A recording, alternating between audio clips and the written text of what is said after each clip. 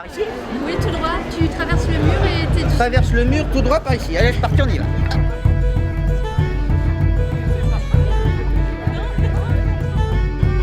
Peut-être une princesse accepterait une rose.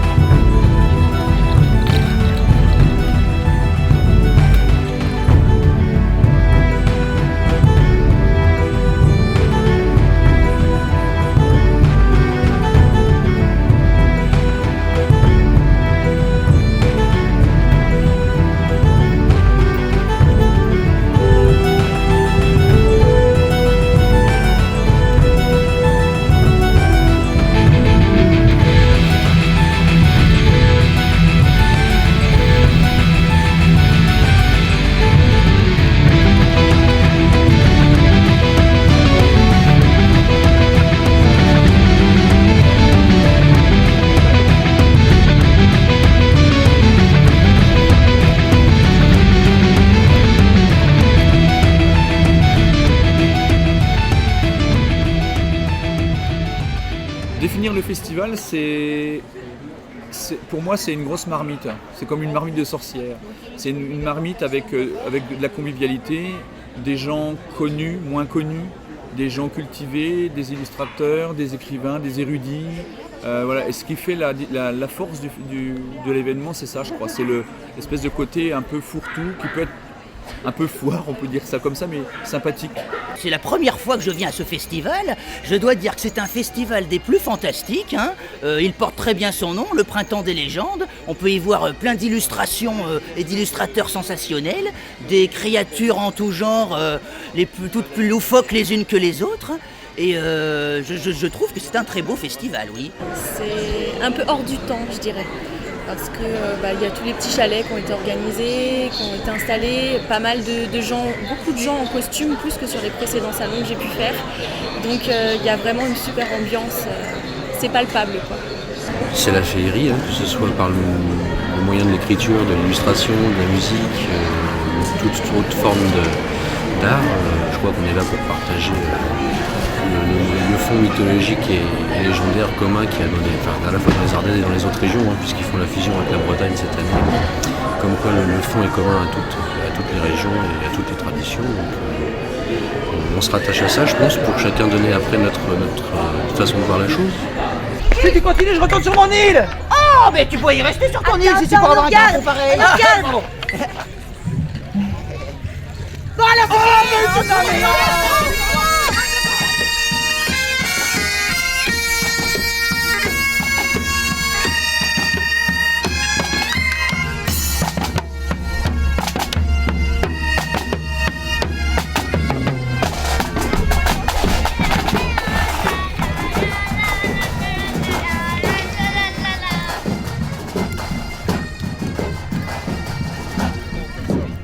malgré tout, le terroir est important, le terroir où les gens est important.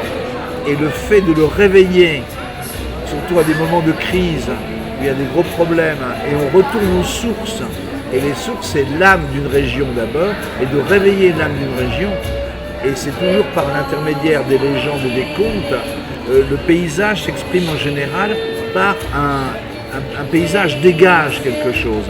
Et lorsqu'on arrive dans les Ardennes, on sait que c'est dans les Ardennes. Il y a une forêt, une mer de forêt.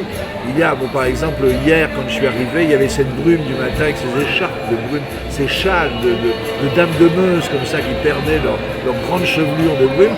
C'est un rêve, c'est quelque chose de merveilleux. C'est ce que les gens viennent chercher, je pense aussi. Dans un monde un peu désacralisé, un peu sombre, un peu trop citadin, un peu enfermé, bétonné, on a besoin de trouver des îles au trésor, des îles enchantées, et je pense que justement cette vallée de Montfermé est une île enchantée. Elle avait besoin de se réveiller, et un festival comme celui-ci permet à des gens de dire venez, on va vous ouvrir la porte de féerie, entrez, et ceux qui cherchent trouvent. Et même quelquefois ceux qui ne cherchent pas, par hasard, en soulevant une flûte, par un brin de bruyère, tout ce qu'on veut, etc. Brusquement, regarde autour d'eux, voit passer des elfes, voit passer des fées, voit passer des chevaliers, et c'est extraordinaire. Les 4 fils aimants renaissent de leur sang.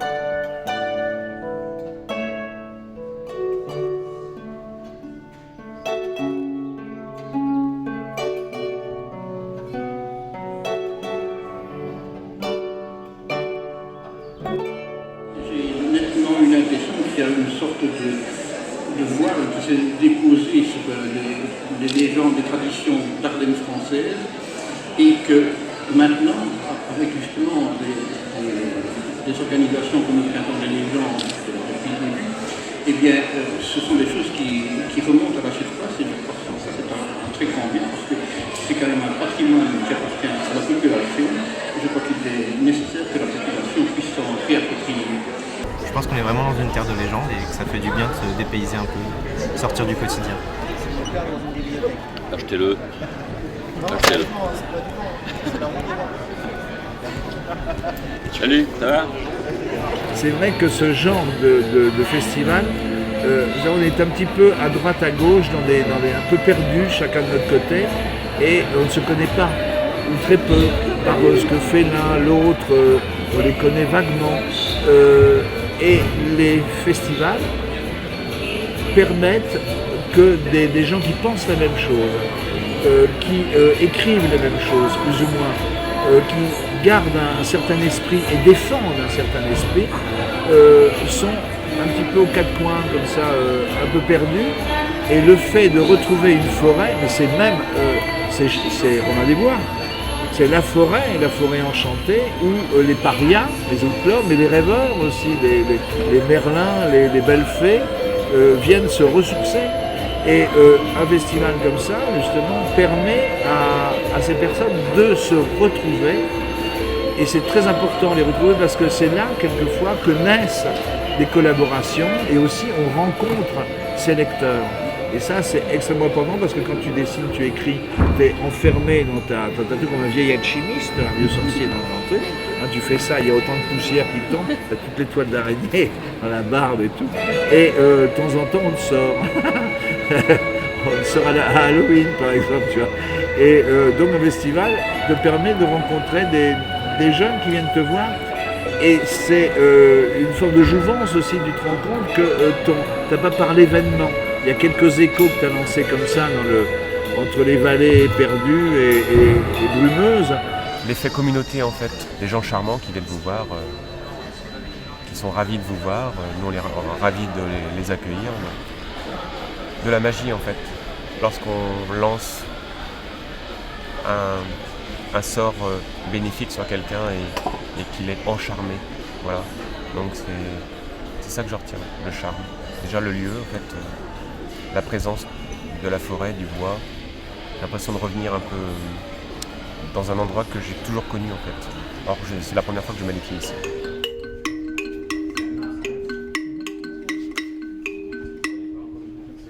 J'adore cette noisette musicale. Le conte et la légende sont très consensuels, on adhère tous autour d'un conte. C'est une formule banale, le conte est un langage universel, mais vraiment, moi je peux vous dire, je la vis. Je la rencontre tous les jours, j'ai parfois des enfants aussi. On reçoit des collèges avec des enfants de banlieue de grande ville, il y a 13-14 nationalités religieuses du monde. Et là, c'est la même chose. On commence un récit et tout le monde rentre. Alors après, il faut parler avec eux, vous allez bien voir qu'ils les ont abordés à des niveaux différents. Chacun va l'avoir vu au travers de sa culture, de ses problèmes du moment, mais ils ont quand même, pendant un instant, c'est précieux, communier autour de ce même récit. Et ça, c'est irremplaçable. Les contes ne sont pas faits pour endormir les enfants, mais au contraire pour les éveiller et réveiller les parents. Droite devant. Comme toi.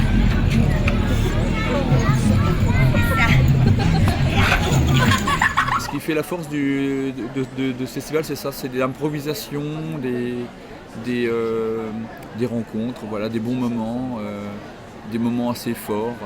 Moi, ce qui m'a bien fait rigoler, c'est le moment où les députés, les élus se sont agenouillés devant le roi Arthur pour prêter allégeance. Tout le monde s'y prête au jeu, voilà, et ça c'est rigolo, c'est vraiment un grand moment.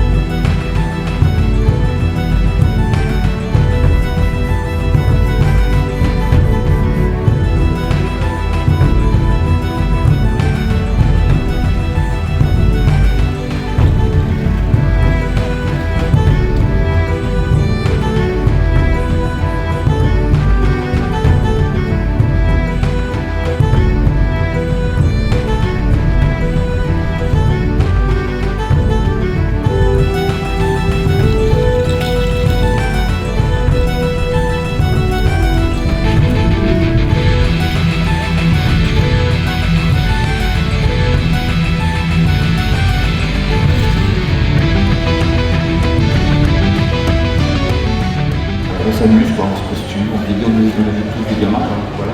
Donc, ça, pour moi, c'est vraiment génial. Féerique et convivial. Merveilleux, Riche. complètement imaginaire. Onirique. C'est du fantastique. Ça fait partie des salons qu'il ne faut pas manquer. Il ne manque plus qu'un petit peu de soleil et ce sera le paradis.